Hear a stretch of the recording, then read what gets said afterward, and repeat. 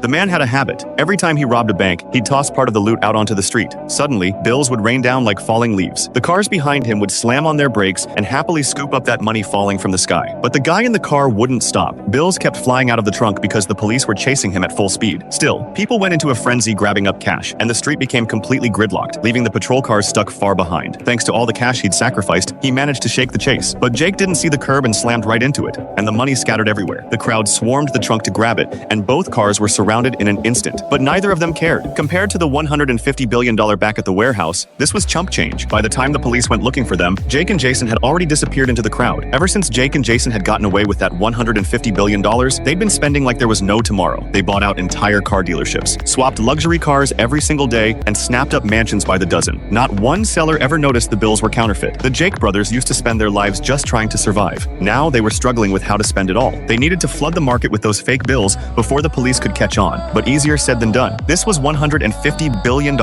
80 tons of paper money. After trying every trick they could think of, they'd only managed to burn through a tenth of it. Jason stared at the mountains of fake cash in the warehouse, red building inside him. He told Jake they needed to spend all that money as soon as possible. But what Jason didn't expect was that Jake had fallen for a police officer. Ever since Jake had met Anna, the two of them had been growing closer by the day. Anna had no idea the man she'd been hunting with everything she had was right there beside her. Maybe out of guilt or maybe regret, Jake took the chance while she was asleep to wipe the spyware from her phone. That choice would land him in danger before long. Not long after, Anna, who'd been working the case around the clock, finally caught her big break that